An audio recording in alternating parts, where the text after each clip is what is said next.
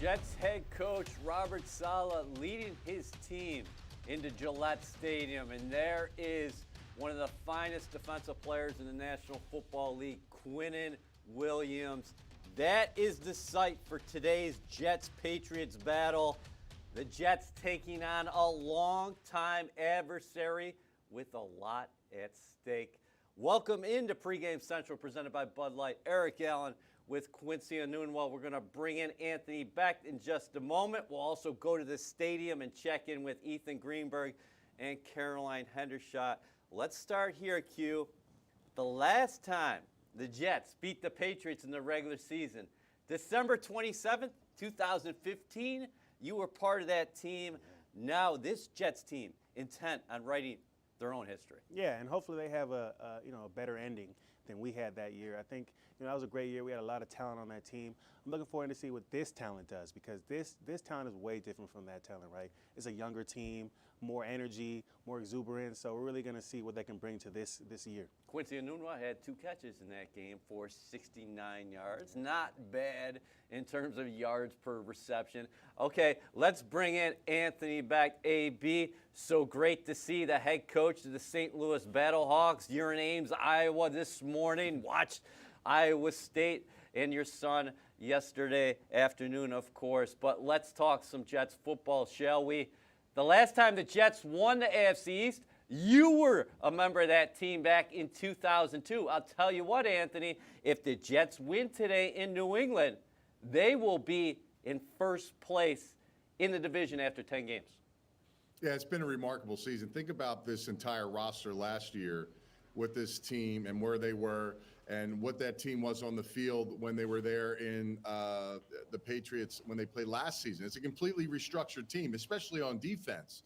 A lot of the buzz and excitement. Obviously, we talk about all the new weapons, but defensively, this team has really stood out to be one of the best, if not the best, in the NFL. And this is a problem now when you look at the Patriots and what they're trying to do offensively and what we saw in the first game. Even though it was a loss, it's still in the mindset of the Jets. They got to feel good, because offensively, if Zach Wilson can play a clean game like he has in these wins, he can continue to win on the road. Coming up, we'll go out to Foxborough and cover some game day storylines with Ethan Greenberg and Caroline Hendershot. Fans, here is your opportunity to participate in today's show. You can vote now. The Jets will have 4 or more sacks of Patriots quarterbacks. Mac Jones was sacked 6 times in the first meeting, and he was sacked 4 times by the Colts before the bye. But let's get out of the tunnel right now, gentlemen. Quincy, everybody in the AFC East has a winning record. This game is an opportunity for separation for the Jets, because if they win, they move to 7-3, and they'll have a split with the Patriots, and they'll be 2 games north of the Patriots. Conversely, if the Pats win, both those teams are 6-4, and they will have swept the season series. Yeah, and before we start, we got to give it up for the AFC East this year, right? Because when you looked into the season before, you thought the AFC West was going to be the teams that were going to be winning and doing so well. This year, the AFC East has 4 teams right now that are playoff contention. And when you talk about this game, the Jets really got to make sure they win this game, right? They'll be, 3-1 in the division. It'll give them a great platform to make it to the playoffs. You want to win at least 2 more divisional games. Hopefully that can kind of put you right in the position where you want to be, maybe playing a home game. So this is a must-win for the Jets. A must-win for the Jets, this Quincy Anunwa. AB, you mentioned that Week 8 meeting at MetLife Stadium when the Patriots took home a 22-17 decision. What lessons did the Jets learn in that game? Well, I think the lessons were learned at the quarterback position. You look at Zach Wilson, we saw some of the mistakes that he made with the turnovers, 3 interceptions, some of the movement things, throwing back, trying to do too much, and you heard him after that game. He's just got to be in control. I think the number one thing you've seen with this offense so far is that when he doesn't turn the ball over, they can run the ball and have balance. They can definitely go out there and do what they need to do to win the football game. This Patriot defense, although it has a very good pass rush and they've been consistently good each and every year, this is an opponent, quite frankly, I just don't think the Patriots look at like they've done in the past. Yeah, 13 straight wins. Everybody gets that it's there. This is a brand new team like we talked about. And I think if Zach plays a clean game, you have that balance. LaFleur calls a game where you have run, pass, everything kind of meshes together in this one, and the defense shows up like they already have. This could be a huge opportunity for the Jets in this game. All right, you both have prepared for Bill Belichick's schemes. What is he going to try to do today against Zach Wilson after the Jets' second-year quarterback, who's 5-1 as a starter this year, was intercepted 3 times in that first meeting? Starting with you, Q. Yeah, I mean, you look at last time they played, Garrett Wilson had a great game. So look for him to be double this game. They're going to really try to take him out of the game, make Zach Wilson really have to struggle to find his options. The second option might also be taken out. So you're going to see the third option really have to show up. These are the games with the Patriots where they really like to scheme some things, make it look a little bit confusing. There was one game that the Patriots played against the Browns, and you saw Devin McCourty come down and kind of make it look like he wasn't going to double, and he actually doubled Amari Cooper in a way that it was almost an interception. So who knows what's going to happen this week with Zach Wilson. Hopefully he's watching that film and making sure that he knows there's going to be some challenges out there. It's going to be a little bit confusing, but as long as he plays within the offense, he can definitely make plays this week. AB, we're watching Zach Wilson warm up there at a windy Gillette Stadium. It is cold here in mid-November, as it tends to be in the Northeast, and the wind could play a factor. We're going to talk to Ethan and Caroline about that shortly. But Belichick has been known over the years to take away what you do best. What is he going to try to do against the Jets in the second meeting here? Yeah, I think as he looks at the Jets offense, how they've been successful, what's been successful for the quarterback. I think, honestly, when you have Zach in the pocket, getting the ball out of his hands quickly, concisely to the receivers, whoever those route runners may be, has been favorable to Zach. I mean, you would see probably more press, more in-your-face defense, in my opinion, to take away those things and then trying to force him out of the pocket. I think the most dangerous throws he's thrown, or the most riskiest that he's thrown this season, it quite frankly was against the Patriots, but it's the movement. Even though that's been a positive for Zach Wilson, when it's naturally done, when he's able to do it and he sees something down the field and make something happen and extend plays, it's been good. But when it's kind of that freakish thing where you're in a third and 7, you have to convert, and he feels like he has to force that football. Those, to me, edge pressures, maybe it's a safety off the edge, bringing a linebacker in that C and D gap, or even a corner blitz, something to make Zach get off of his point right now. We know it's a positive in many ways, but it also sometimes forces him to make decisions that, quite frankly, have not been in his favor. So it's a tricky game, but I just see in-the-face defense in this football game today by the secondary. It's time for our game day storylines presented by Bud Light. Eric Allen here inside the studio. Let's go out to Foxborough right now and bring in Caroline Hendershot, Ethan Greenberg. First things first, did you all have hot chocolate this morning? You're going to need it today.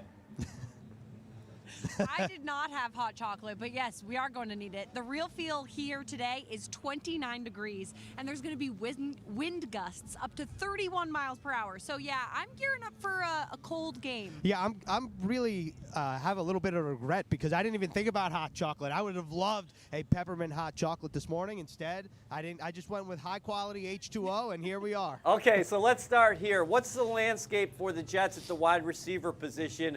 What's changed and what's remaining the same? Well, earlier this week, Robert Saleh announced that Corey Davis will not be playing today's game. They're hoping to have him ready to go for the Bears game next week, but his knee is still bothering him, so they're going to give him this week off again. And so, but for the guys that are playing today, just a couple guys to really keep in focus, at least from our perspective. One guy is Elijah Moore. We've talked about him a lot. Actually, his first career touchdown came on this field on an end around last year. And with him, Robert Saleh said that throughout the bye week, the Jets were trying to find ways to utilize his skill skill set more. So we might see a little more of Elijah Moore in the slot. And then as for Denzel Mims, he will be active again with Corey Davis out, like you said. And with Mims, Robert Saleh said that he's really starting to earn the trust of his teammates and the coaching staff, especially in practice. And he said not everyone's privy to practice, but Denzel Mims has been very good. It doesn't always translate, but it has, especially last game against the Bills with Mims having that big third down conversion late in the game that helped the Jets take down the AFC East champs. Last time the Patriots and Jets played in Week 8, Zach Wilson had 3 interceptions, not his best game. And then the next game against the Bills, he threw a 72% career high of completed passes. So that's something to keep your eye on today. Yeah, but the other thing, real quick, EA, is like in terms of Zach Wilson's performance from Week 8 to Week 9, you got to look at the running game, because the Jets, the last time they played the Patriots at MetLife Stadium when they lost, ran a season-low 15 times, followed the next week by a season-high 34 attempts. So the Jets' road success also goes hand in hand with the Jets' running success, and we've seen that throughout the course of the year. We expect that to try to be the same today in a couple hours. Well, the Jets are going to come at the Patriots in waves along that defensive line with as many as 10 players active. How much is versatile chess piece John Franklin Myers eager for the rematch? Yeah, well, I spoke to JFM earlier this week, and he said, without even me kind of bringing up the exact penalty that you're referring to, the roughing the passer that nullified the Michael Carter, the second pick six before halftime, JFM said, look, I don't really regret what happened. I play fast. That's my brand of football. That's the Jets' brand of football, to play fast. Not to have costly penalties, but I will say that he is very excited talking to him, having a shot at redemption. We've been using that word a lot. We know about the streak against the Patriots, specifically in Foxborough. So I think that JFM's eager to get back out there. And, of course, the Jets did have 6 sacks of Mac Jones the last time they played. And EA, someone else who's excited to get back out there, offensive lineman Connor McGovern. When I spoke to him earlier this week, he said the similar sentiment. They made a lot of mistakes. They kind of cost themselves the game. They did it on their half. But they had that bye week to kind of correct those mistakes. But he said you have to be careful because the Patriots throw a lot of curveballs. So even though they've had a full bye week to kind of prepare and learn from those mistakes, everyone has to be focused and locked in because you never know what you're going to get with the Patriots. No curveballs from you two this morning, just fastballs. We will catch up with you both here momentarily. Good stuff. Come out to MetLife Stadium on Sunday, November 27th at 1 p.m. to see the Jets host the Bears in a Thanksgiving weekend showdown presented by JetBlue. Lock in your seats at nyjets.com/tickets. You are watching Pregame Central presented by Bud Light. Eric Allen, Quincy Anunwa here inside the studio, joined as always by Anthony Beck. Let's get to our Sunday spotlights right now and start with you, Anthony. Yeah, I got to go with the tight ends in this game. Conklin, you know, he's been a guy, obviously, that has stepped up in the last couple weeks. And quite frankly, I think when you're playing man-to-man, where are the mismatches? The mismatches sometimes are linebackers and safeties on the tight end. McCourty obviously has had a lot of success versus Zach Wilson in the short term. But again, when we get into the red zone, the Jets have an opportunity to really take advantage of it. Go to the big targets, even CJ in these moments. Give these guys a chance. I think that will help Zach and alleviate some of the pressure that maybe Garrett Wilson will have on him if they decide to bracket coverage or contend against him like Quincy was talking about. Of course, you're going to go to the tight ends there. Tyler Conklin against the New England Patriots in that first meeting, 6 catches, 79 yards, and 2 touchdowns. And he looks quite comfortable out there. Tank top, shorts. It looks like a summer day, Q. Tough guy. That's what I like, though. You know, when it's cold out there, it's all mind over matter. So if you can start that way, you'll finish that way. And he's standing next to Jeremy Ruckert, who could be active today. Ethan's going to give us a game day inactives later. Quincy, how about you with your Sunday spotlight? Yeah, so kind of going off of ABs with the tight ends, I'm going to start talking about Zach Wilson, right? The last game, he had 3 picks. You know, and that's not the standard that he wants to keep.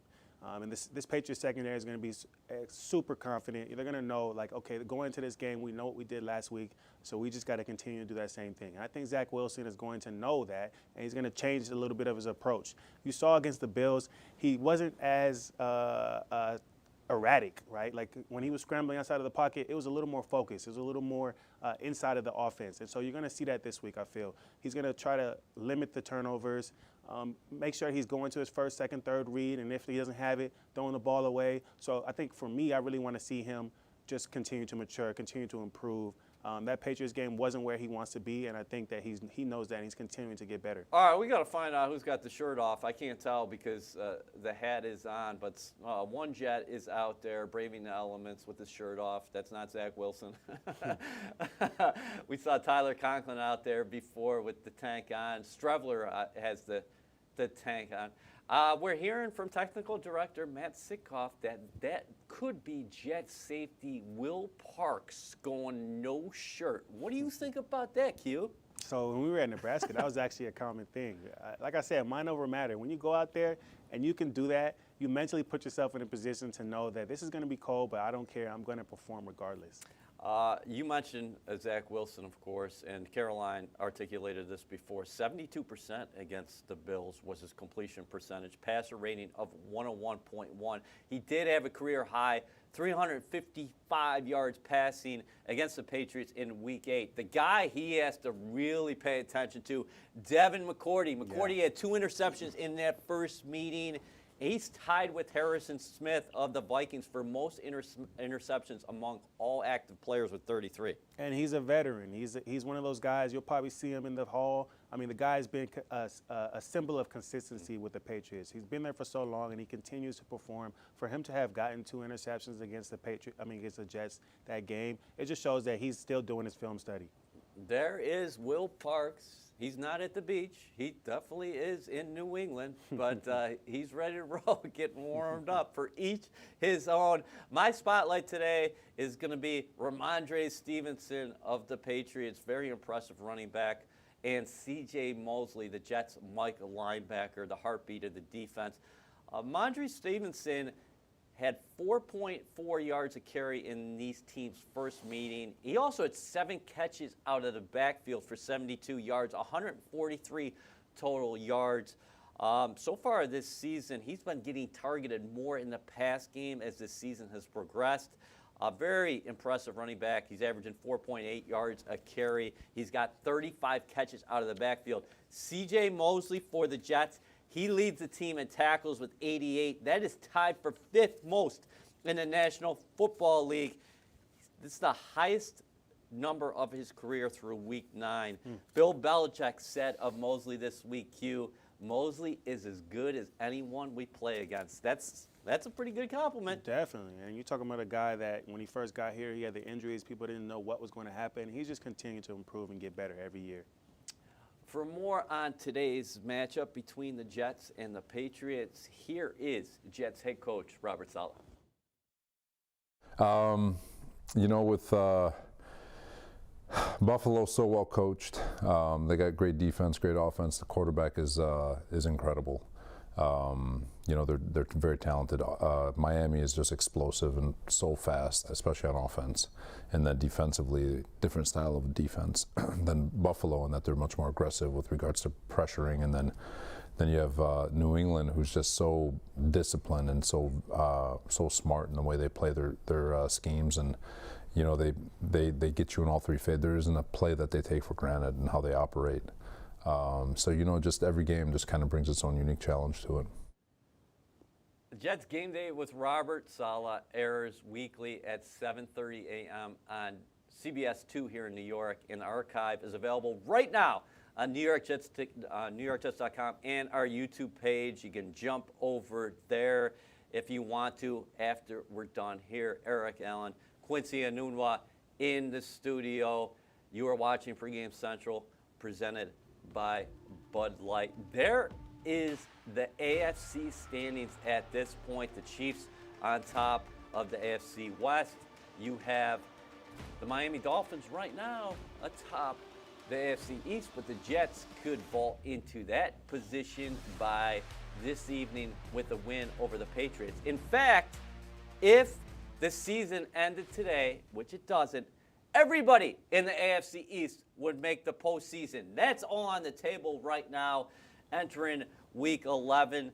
We just took a look at the standings. I wanted to ask you guys, how many teams do you think out of the East will eventually make the playoffs? Starting with you, AB. I think two. Honestly, I think at the end, it's so close. Like you said, one win or a loss this week totally changes everything. So I look at it, I think the Bills obviously are still the front runners, but listen, Jets have been there and done that. They took down the big dogs, and now they've opened up a can of worms in this division. The division really, to me, can be controlled by the Jets. I mean, they've knocked off the big team. They're the ones that have given themselves the opportunity to be the top of the division. And this game to me will define the season. A lot of other games obviously to come, but if they can knock off the Pats on the road, being what they've done so far on the road this season, already beating the Bills, now I think this changes the complexion of the season. And really, I think people are taking this team seriously now. They're very dangerous, but now you look at them as a serious contender in the AFC. Man, you guys are bringing the heat this morning. I love it. Quincy Nunez says this is a must-win. Anthony Beck says this game will define the season. How many teams out of the East, Q, do you have making it? That's a good question. I'm actually kind of curious to know how many what's the max that a team or a division has had. I could see 3 teams making it, honestly. Like you talk about the Dolphins, the Bills, the Jets, the Patriots, I don't know if they're up there yet. We'll see. If they win this game, then there's a chance that, why wouldn't they be above there? But right now, those 3 teams are really talented, and there's no reason why they shouldn't be in the playoffs. Anthony, how many wins does it take for the Jets to make the postseason?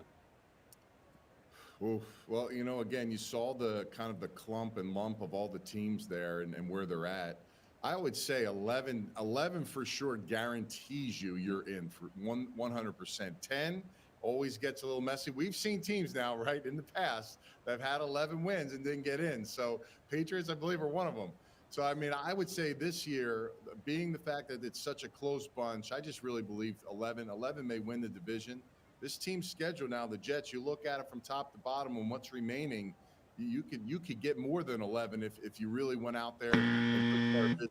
So I think 11's where you start. That's not the alarm clock. I guess we're out of time on the scramble drill, but I'm going to go to overtime. That's right. Q, how many wins do you think it takes for the Jets to get to the postseason? And then on top of that, how many wins will it take to win the division? Yeah, okay. So I want to see them win at least 2 or 3 more divisional games, right? They beat the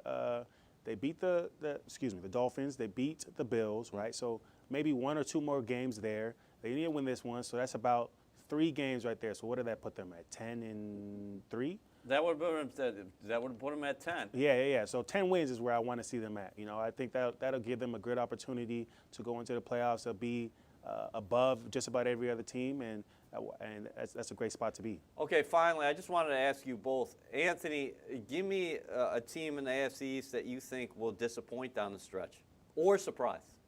I think it's the Patriots. I think today it comes to a close, quite frankly. This is an unbiased thing. This is just looking at them. I think they've been skating on thin ice. I think they're just not the team they're supposed to be. They were able to win a game, obviously, because the Jets gave that away in the first one. I think the Jets take care of business. I think the Patriots will be the team that slides. Oh, man, that's music to everybody's ears out there in Jets Nation, AB. Good stuff. You are watching Pregame Central presented by Bud Light, Eric Allen, and Quincy Anunua here inside the studio.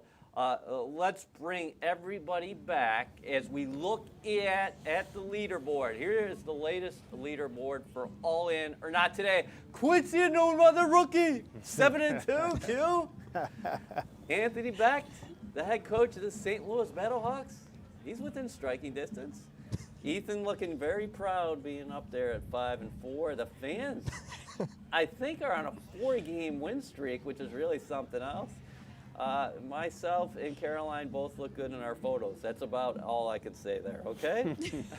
All right, so let's start in New England. Does anybody have any opening comments about the leaderboard? Anthony, you typically have a lot to say about where we are right now. Well, you said it earlier. I'm always in the hunt, right? I'm always right there near the top. That's the most important thing. And the fact that I wasn't on the meeting for this call, I can't wait to see all the layups. Oh, my God. Oh, here we go. Hey, you two, the Cold Twins in New England. Do you have anything to say to Anthony?